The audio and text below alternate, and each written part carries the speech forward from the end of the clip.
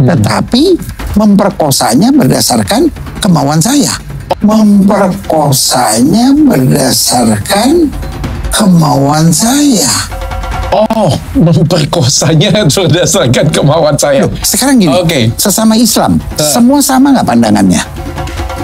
Ada sedikit perbedaan. Bukan sedikit, banyak. Sedikit, banyak. Banyak.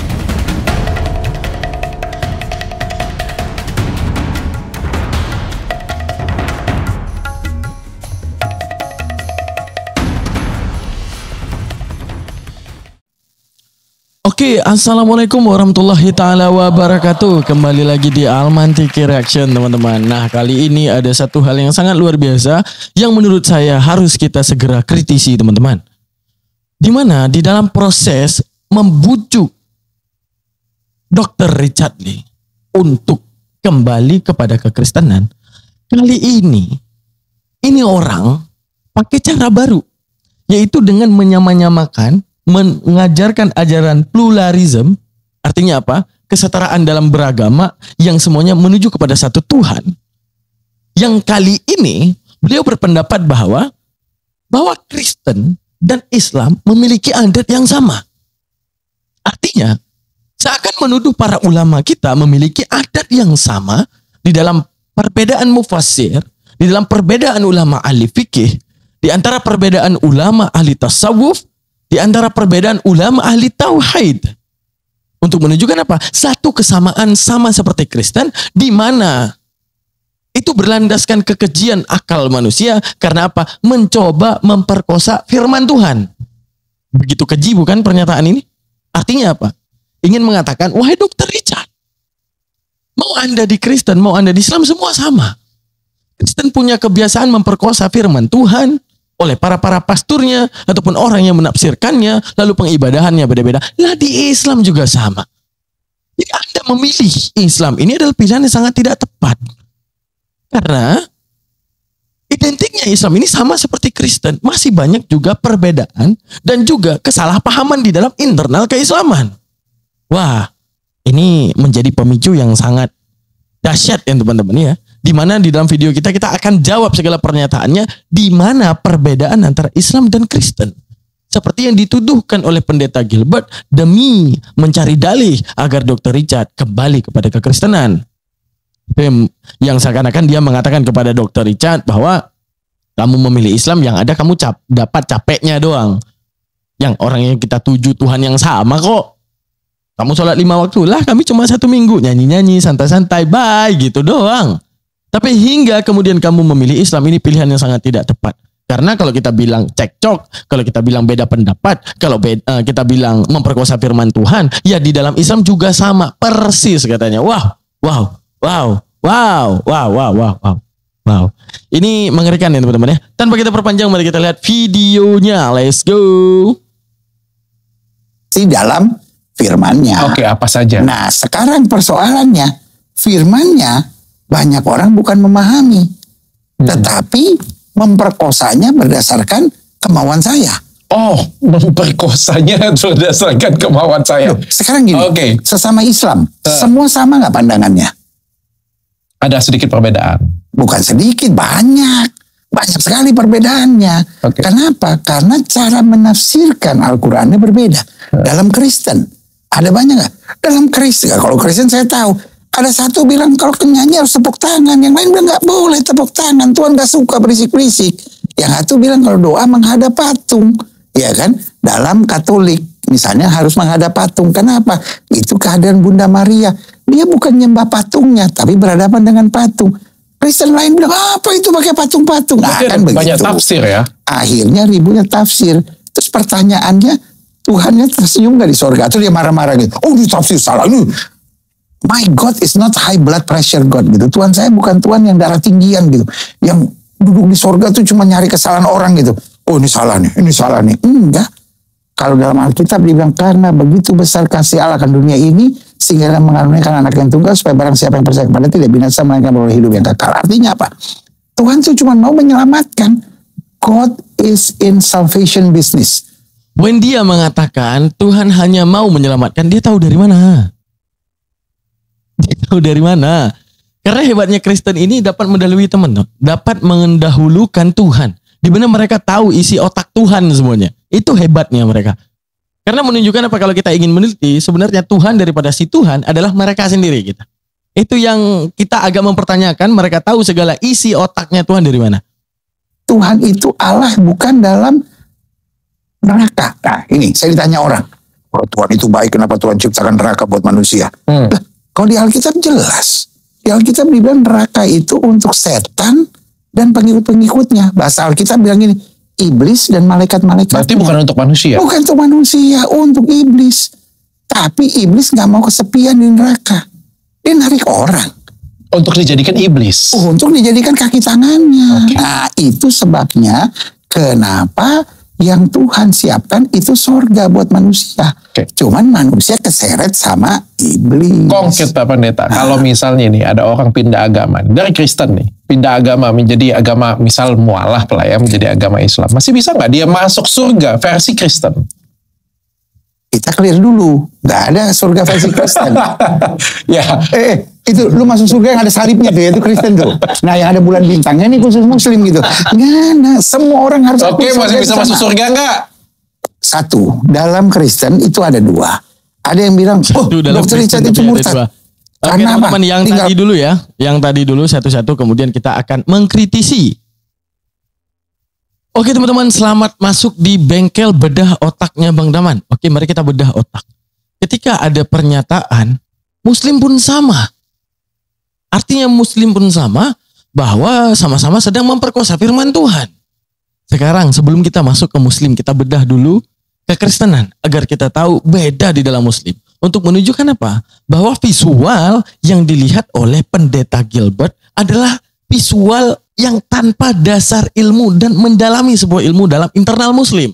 Agar tapi ini bisa kami kategorikan hanya dalam hal menebak-nebaknya saja, tanpa ilmu dan kebodohan saja yang Anda pakai. Tanpa Anda mengetahui bagaimana sih sistemasi mufasir, sistemasi ulama ahli fiqh di dalam hal perbedaan pendapat mereka, tanpa Anda meneliti hal tersebut. Tapi kami Muslim, simak penelitian kami terhadap kekristenan yang kami bongkar dan kami bedah otaknya. Coba diperhatikan. Ketika memperkosa firman, sekarang kita lihat daripada kekristenan. Bukankah di Kristenan itu mengenal ya arti yang namanya bidat? Artinya apa? Sesuatu yang di luar kekristenan. Kita lihat Yesus only ataupun oneness. Ya. Ajaran yang mengatakan Yesus adalah Tuhan. Sang Bapa ada di dalam Yesus dan Roh Kudus include di dalam Yesus. Lalu siapa yang mati di tiang salib? Yaitu Sang Bapa, berikut Roh Kudus, berikut Yesus. Ikut mati di tiang salib. Yang kedua, ada ajaran Tritunggal. Itu juga menobatkan Yesus. Ya. Sebagai Tuhan. Akan tetapi ini berbeda lagi. Apa berbeda? Bahwa Tuhan, di dalam Tuhan itu memiliki apa opsional, ada yang namanya kecerdasan yang berupa logos diwujudkan jadi wujud manusia. Oke, yang dinamakan Yesus, berarti Sang Bapa ada di langit, Yesusnya ada di bumi menjadi manusia, dan perantara untuk kebenaran dinamakan dengan Roh Kudus. 3 di dalam 1. Yang terakhir ada yang baru-baru aja tampil, yaitu Marsion. Apa ini Marsion? Bagi dia Yesus Tuhan, tapi Sang Bapa itu adalah iblis. Kenapa? Karena saat mereka meninjau di dalam Ibrani 5 ayat 7. Di dalam Ibrani 5 ayat 7 bahwa Yesus telah berdoa agar dia selamat daripada maut. Tapi justru Sang Bapa bersengkongkol dengan iblis untuk membunuh Yesus. Padahal di dalam Ibrani 5 ayat 7 Sang Bapa sendiri mengatakan kepada Yesus bahwa karena kesalehannya doanya telah didengarkan. Tapi Sang Bapa memberikan janji palsu terhadap Yesus. Lalu Yesus terbunuh oleh karena konsekuensi daripada kemauan daripada iblis. Bagaimana kita menyimpulkannya teman-teman? Iblis ya, sudah pasti dalam dia bertindak. Langkah tindakan yang digunakan oleh iblis sudah pasti untuk menyesatkan manusia. Karena di dalam Bible begitu banyak ayat yang berbunyi jeratan iblis. Artinya iblis akan menjerat manusia untuk sesat. Lalu Bapa menubuatkan Yesus untuk mati. Lalu Yesus di dalam Ibrani 5 berdoa agar tidak mati. Lalu iblis dalam menyesatkan umat manusia, seharusnya jikalau ini adalah misi pengampunan dosa manusia, iblis adalah orang yang pertama akan menolak penyaliban. Tapi tidak. Justru iblis bersekongkol dengan Bapa di atas nubuatannya terhadap matinya seorang anak manusia yang suci ini. Di balik iblis merasuki Yudas, dan Yudas menyerahkan Yesus kepada tetua-tetua Yahudi, dan Yesus mati. Padahal Yesus telah berdoa di dalam Ibrani 5 ayat 7. Di mana doanya kata Bapa telah didengarkan. Di mana dia akan selamat daripada maut. Akan tetapi justru Bapa sendiri yang bersekongkol dengan iblis untuk membuat Yesus jatuh ke dalam maut tersebut. Itulah yang memicu Marcion ini membenci Jesus only, membenci Tritunggal. Lalu di antara semua ini ada satu dalil ya yang sangat fundamental disebutkan, yaitu dalam 1 Korintus 12:3. Mari kita lihat dalam 1 Korintus 12:3 berbunyi apa. Oke, mari kita lihat di dalam 1 Korintus 12:3 apa yang disebutkan. Nah, karena itu aku mau meyakinkan kamu bahwa tidak ada seorang pun yang berkata oleh Roh Allah dapat terkutuklah Yesus. Nah, ini Galatia 3:13 gimana nih? Ya, dengan Kristus telah menanggung kita dari kutuk hukum Taurat ya, untuk menjadi kutuk di antara kita. Yang berani ngutuk cuma Paulus ya. Tapi di sini jelas-jelas ya disebutkan bahwa tidak punya Roh Allah, roh kebenaran tersebut yang dapat mengutuk Yesus. Yang mengutuk Yesus justru Paulus itu sendiri. Tapi teman-teman, timeline ataupun tag kita hari ini bukan tentang itu. Karena apa? Tidak seseorang pun yang dapat mengaku Yesus adalah Tuhan selain oleh Roh Kudus. Apa penjabaran daripada Roh Kudus? Roh Kudus adalah roh kebenaran menurut keimanan Kristen. Kebenaran itu satu, tidak mungkin kebenaran itu punya probability yang banyak.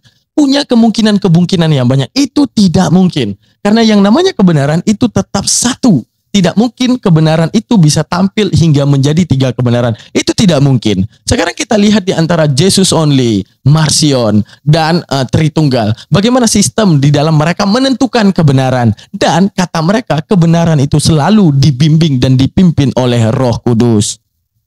Oke, coba kita perhatikan di dalam bengkel bedah otak kita sekarang. Sekarang Jesus only yang terkenal sekarang dengan ajaran Nones. Benarkah mereka mengatakan Yesus Tuhan? Right. Tritunggal benarkah mengatakan Yesus Tuhan? Right. Marcion benarkah mengatakan Yesus Tuhan? Right. Berarti sesuai nubuatan di dalam 1 Korintus 12:3 tadi, bahwa yang punya Roh Kudus adalah yang dapat mengaku Yesus Tuhan. Berarti semuanya punya Roh Kudus. Oke. Sekarang pemahaman JO mengatakan Tritunggal sesat. Pemahaman Tritunggal, JO sesat. Pemahaman Marcion, Tritunggal dan JO sesat karena bersekongkol dengan iblis. Saling sesat menyesatkan. Lalu Roh Kudus ini dinamakan kebenaran, roh kebenaran. Jadi yang saling sesat menyesatkan, di mana arti kebenaran ini di mana?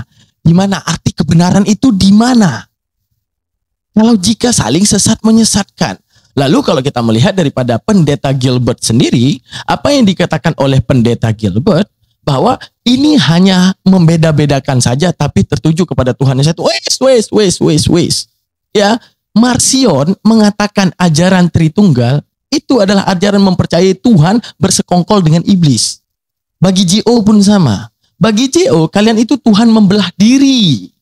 Bagi JO, Jesus only, kalian itu Tuhan membelah diri. Bagi mereka, kalian berpaham 3 Tuhan, bukan 1 Tuhan. Yang menyalahi hukum Musa dan menyalahi hukum Taurat. Yang pertama, jangan ada padamu ilah-ilah lain. Tapi kalian sendiri yang menyembah 3 ilah. Siapa ilah yang kalian sembah? Allah Putra, Allah Anak, Allah Roh Kudus. Allah Bapa, Allah Putra, Allah Roh Kudus. Dibidatkan oleh JO. Ini adalah ajaran sesat. Sekarang Jesus only dibidatin oleh Tritunggal. Bahwa kalian sesat meyakini Tuhan itu dapat mati. Selama 3 hari disesatin lagi. Bagi Marcion, kalian 2 ini sesat. Kenapa? Kalian tidak melihat betapa Yesus di Taman Getsemani, betapa Yesus adalah orang baik. Dalam Amsal 11 ayat 8, orang benar diselamatkan karena kebenarannya. Orang fasik menggantikan, wah Yesus bukan orang fasik. Akan tetapi berani-beraninya Yahweh menobatkannya sebagai orang fasik. Di atas kemauannya iblis, menyerahkannya yang diserahkan oleh Yudas yang kemudian membunuh Yesus. Lalu apa itu arti daripada Roh Kudus tersebut? Sedangkan di antara 3 yang mengatakan dirinya, contoh ini JO, Tritunggal, Wones, Marsion. Ini semuanya mengaku punya Roh Kudus. Saya punya Roh Kudus, sesatlah Tritunggal. Saya punya Roh Kudus, sesatlah Tritunggal. Saya punya Roh Kudus, sesatlah Tritunggal. Bagi Tritunggal, JO nggak punya Roh Kudus. Bagi JO, Tritunggal nggak punya Roh Kudus. Bagi Marsion, kalian dua-dua nggak punya Roh Kudus. Ini penentuan Roh Kudus gimana? Gimana? Arti kebenaran di dalam Kristen ini gimana? Pusing kita, guys. Nah, karena apa? Tidak punya standarisasi. Standarisasi kalian itu boleh dinamakan dengan standarisasi halu. Halu doang. Punya Roh Kudus. Kecuali teman-teman, kita dapat membedakan di antara JO, Tritunggal, dan Marsion tadi. Kalau di antara tiga yang berpendapat ini, tiba-tiba salah satunya matanya menyala, misalnya Tritunggal, matanya tiba-tiba keluar api ataupun menyala. Jadi kita dapat membedakan, oh yang punya Roh Kudus matanya menyala, yang tidak punya tidak. Itu baru. Ini di antara semua yang mengklaim dirinya punya Roh Kudus, tapi tidak ada pembedanya, bahkan saling menyesatkan. Oh, mereka akan berpendapat, Bang Daman. Apa yang mereka pendapatkan, Bang Daman? Mereka akan berpendapat. Apa yang mereka pendapatkan? Yang paling alkitabiah, Bang Daman. Oke, yang paling alkitabiah. Kita tinjau sekarang mulai daripada Jesus only. Oke, kita tinjau ya teman-teman ya. Mulai daripada Jesus only. Bagaimana pendapat mereka tentang Tuhan? Apakah ini sesuai alkitabiah ataupun tidak? Oke, kita lihat siapa yang paling alkitabiah. Oke. Semuanya hanya comot-comot ayat aja untuk meneguhkan apa yang mereka yakini. Contoh, Jesus only. Bukankah di dalam Kristen yang pertama itu adalah Yohanes 1 ayat 1 untuk mengenal Tuhan? Yaitu kita tahu bahwa Bapa punya firman. Dan firman itu adalah Bapa itu sendiri. Ingat, Bapa adalah firman, firman adalah Bapa itu sendiri. Oke, Yohanes 1 ayat 14. Firman menjadi manusia. Di mana firman yang itu adalah Bapa menjadi manusia. Sama seperti kita bilang, lembu jadi ular. Maka lembunya hilang, yang tampil secara visual adalah ular. Lembunya tidak akan nampak karena udah masuk ke dalam diri ular. Firman menjadi manusia, maka firman include hilang menjadi kemanusiaan. Dan firman tadi adalah Bapa, maka sang Bapa juga ikut menjadi manusia. Maka lahirlah aliran Jesus only. Tapi di dalam Tritunggal, mereka akan tertolak dengan dalil ketika Yesus dibaptis di Sungai Jordan. Yesus saat dibaptis di Sungai Jordan, ada suara dari langit. Ada merpati di tengah.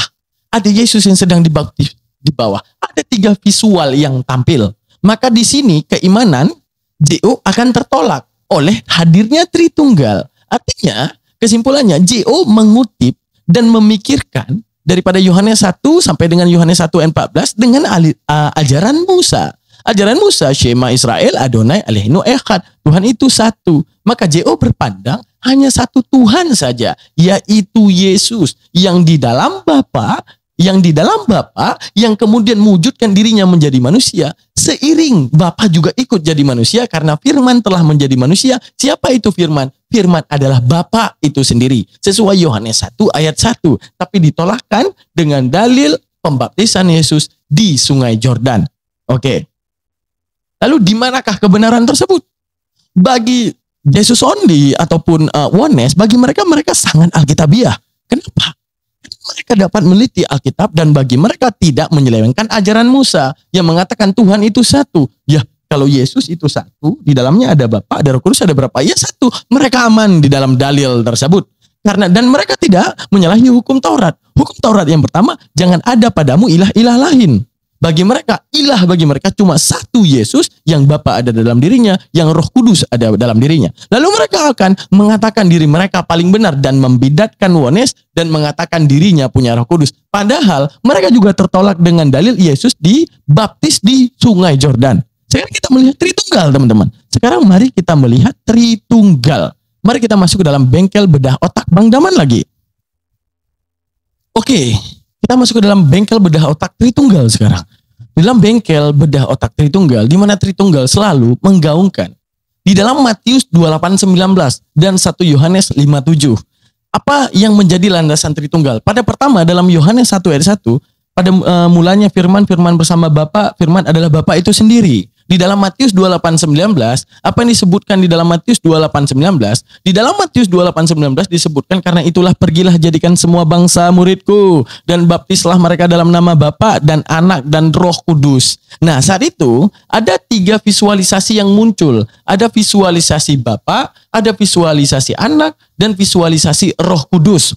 Apakah itu berpaham 3 Tuhan? Mereka akan membantahnya. Apa yang mereka bantah? Dengan dalil 1 Yohanes 5:7. Di dalam 1 Yohanes 5:7, kita dapat menyaksikan teman-teman ya. Nah, ini dalam 1 Yohanes 5:7. Mari kita lihat sama-sama. Dalam 1 Yohanes 5:7. Sebab ada 3 yang memberi kesaksian di dalam sorga. Bapa, Firman, dan Roh Kudus. Ketiganya adalah satu. Sehingga apa? Mereka membidatkan Tritunggal dengan membidatkan oneness dengan ayat ini. Bagi mereka oneness itu adalah sesat.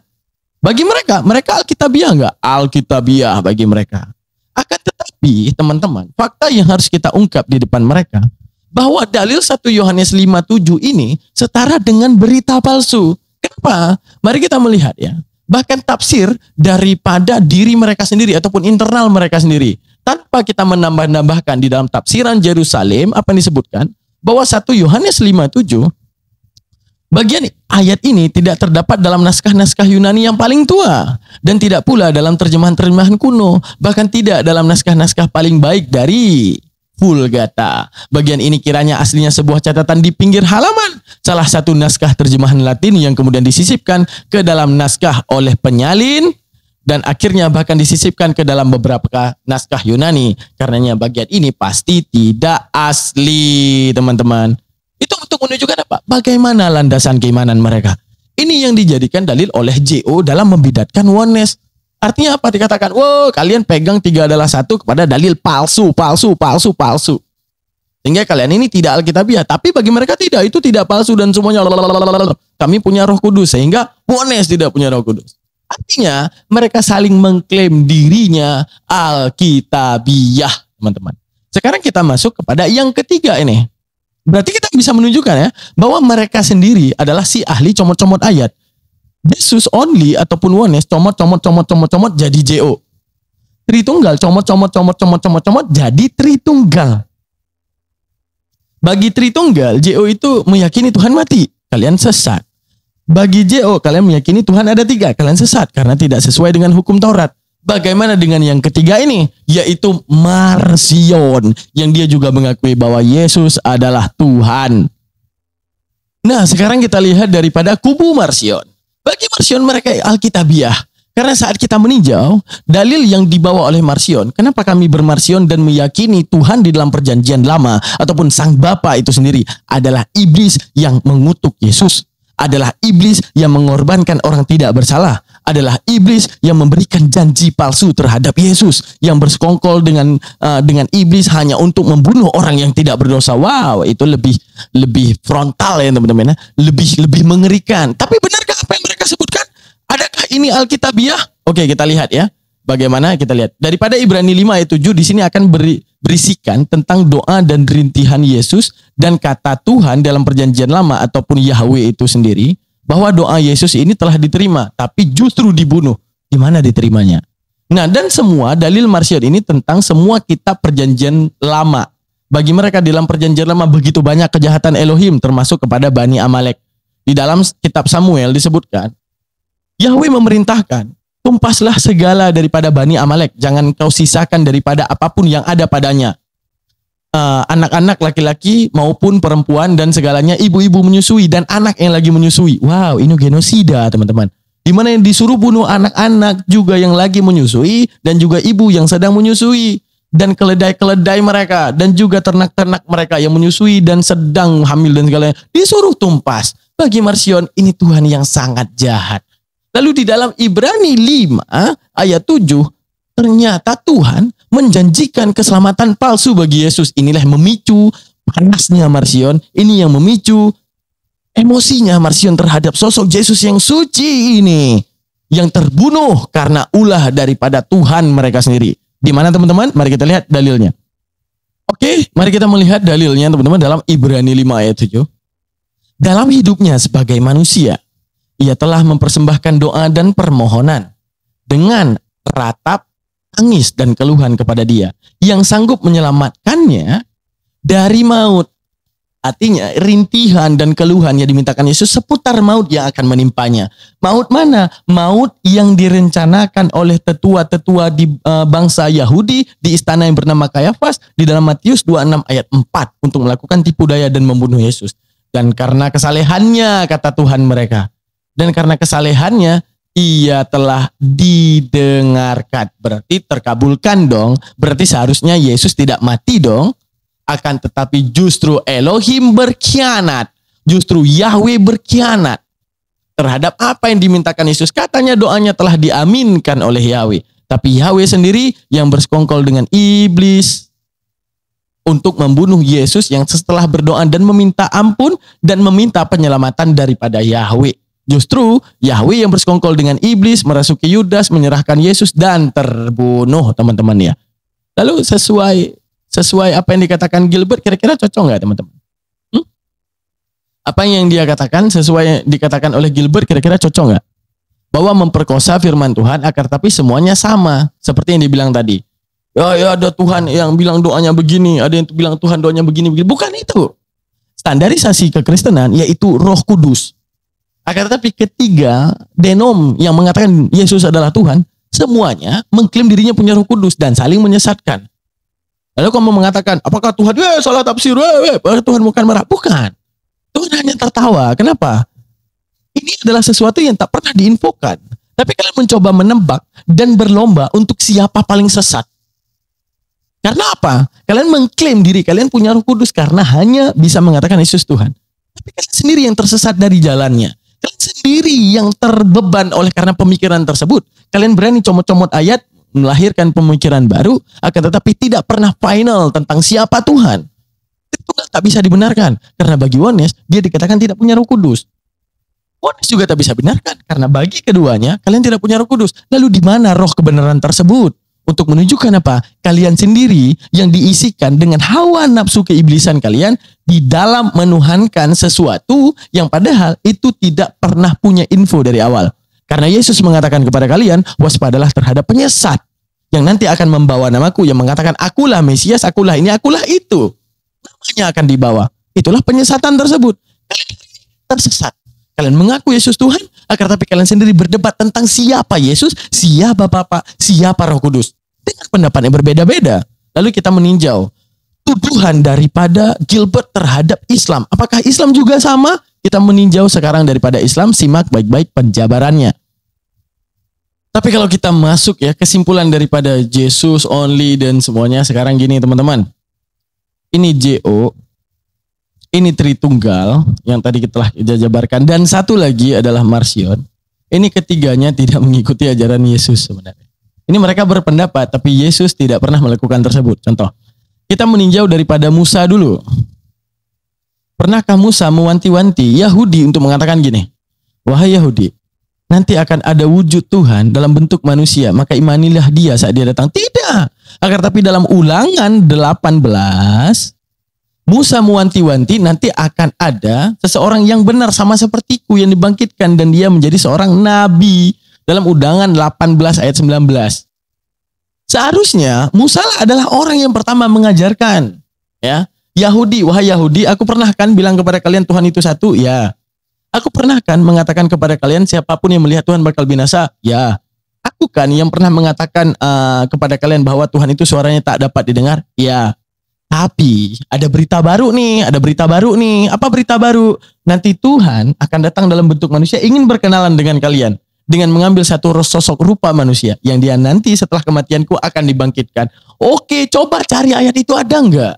Kira-kira Musa mewanti-wantikan bahwa Tuhan akan lahir. Tidak ada. Lalu dari mana keimanan kalian bertiga ini dari mana? Pantas Yahudi itu mengatakan kalian tuh Avodah Zarah, menyembah dewa-dewa sesat.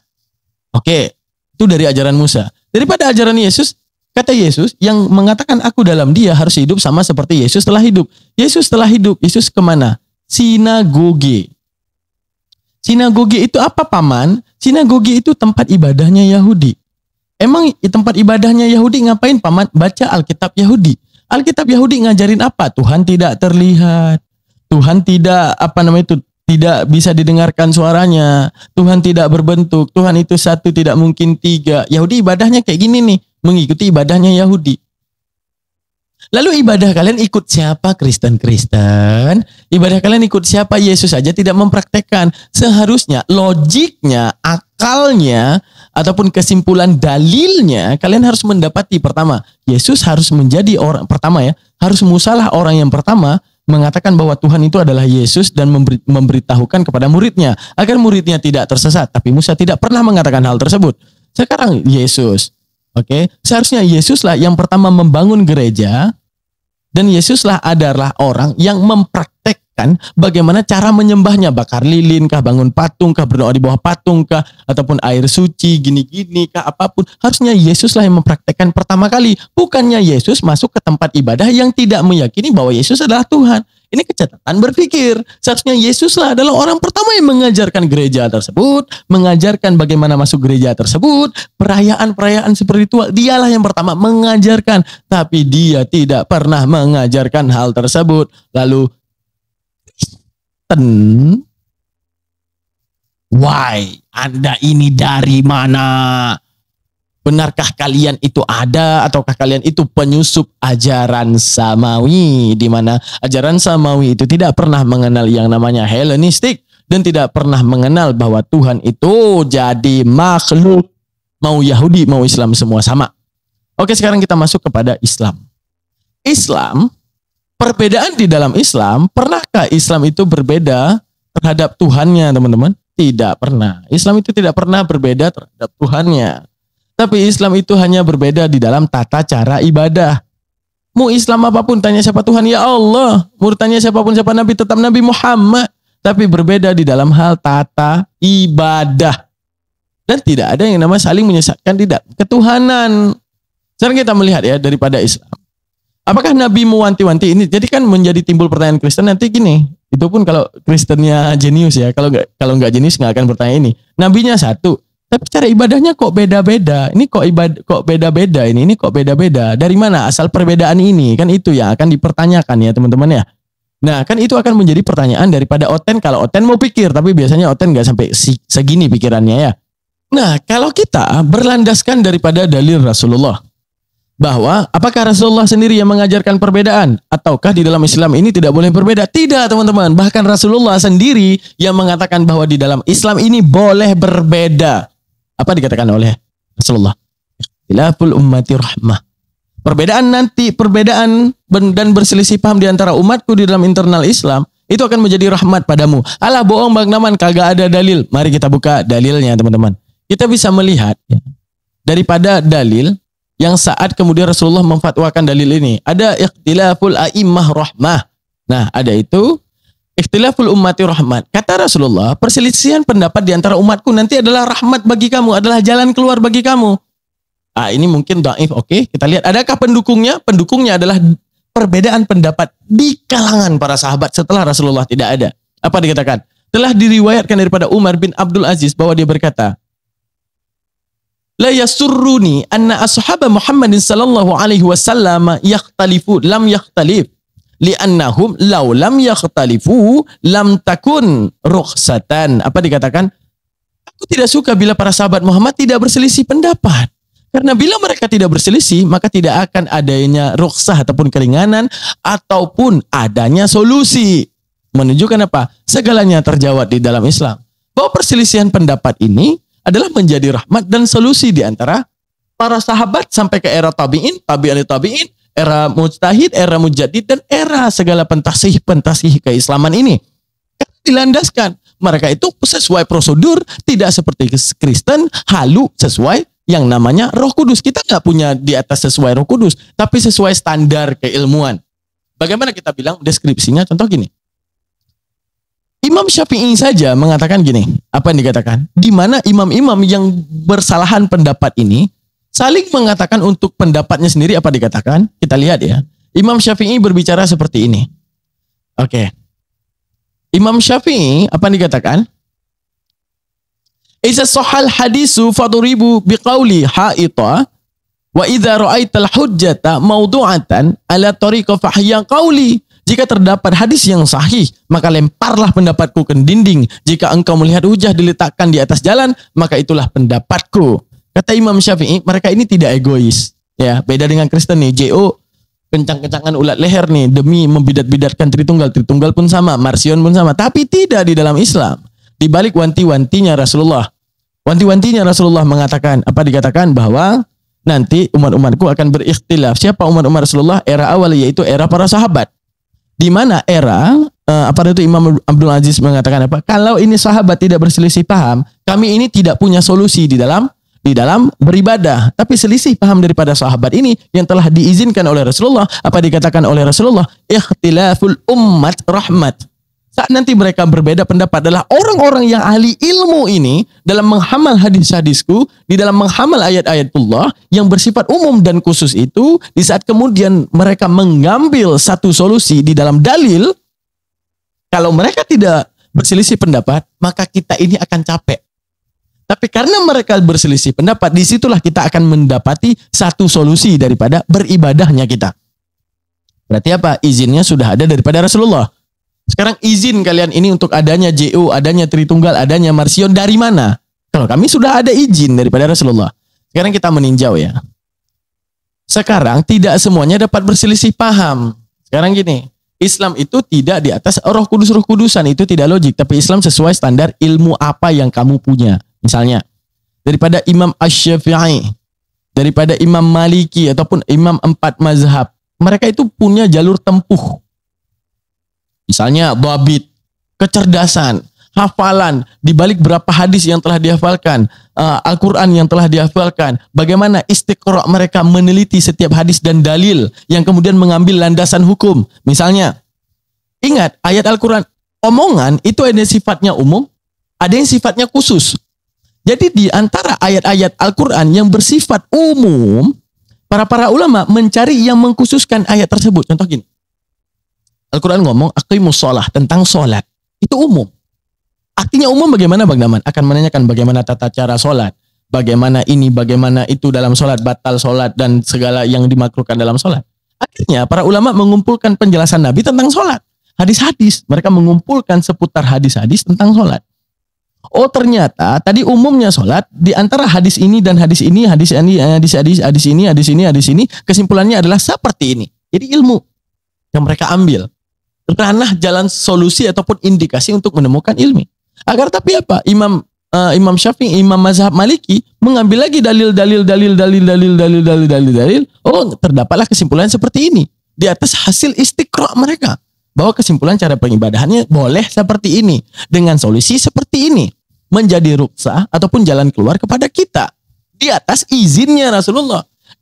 Tidak saling membidatkan. Contoh, mazhab Imam Maliki, apakah mengatakan Syafi'i sesat? Tidak pernah. Apakah Imam Syafi'i mengatakan mazhab Imam Hanafi sesat? Tidak pernah.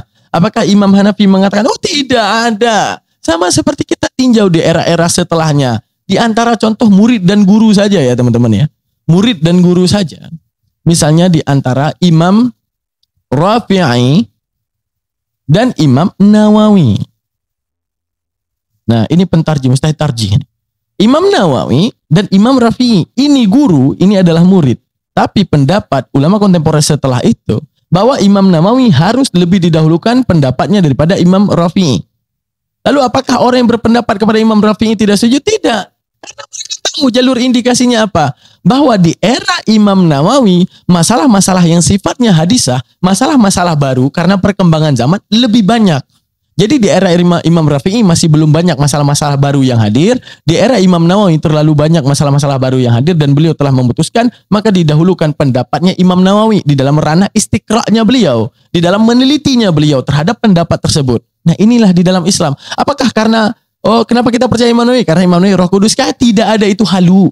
Ataupun kenapa percaya Imam Syafi'i? Karena punya Roh Kudus? Bukan Roh Kudus. Untuk menunjukkan apa? Inilah perbedaan di antara Islam dan Kristen yang sangat signifikan, bahwa Islam itu ilmiah, tapi Kristen itu halu, teman-teman. Lalu apa yang dapat kita benarkan daripada pernyataan daripada ini, siapa itu namanya itu?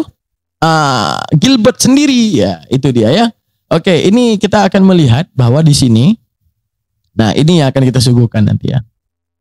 Nah, Muslim dituduh sama seperti Kristen memperkosa firman Tuhan sembarangan, Pendeta Gilbert dan Dr. Richard Lee.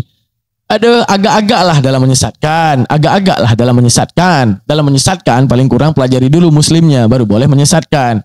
Ya Dr. Richard ya, jangan sampai Anda tersesatkan dan Anda tidak istiqomah dalam memilih jalan. Hanya karena pendapat-pendapat receh seperti itu. Saya telah menjelaskan bagaimana Islam, kenapa bisa terjadi beda pendapat, dan pendapat tersebut tidak saling menyesatkan. Agar tapi itu menjadi panutan dan jalan keluar terhadap umatnya. Karena tidak ada yang namanya penyesatan di antara Islam dan Islam, teman-teman. Apa ini kira-kira? Apa ini?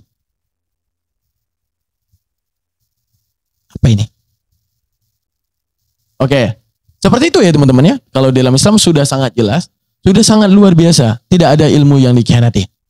Tanpa kita berpanjang teman-teman. Oke, buat kalian semua, iya, yang mau indomisasi boleh. Indomisasi jangan lupa di rekening BCA-nya Bang Daman ya. Membantu channelnya Bang Daman ya. Ini terpaksa nih melibatkan kalian nih.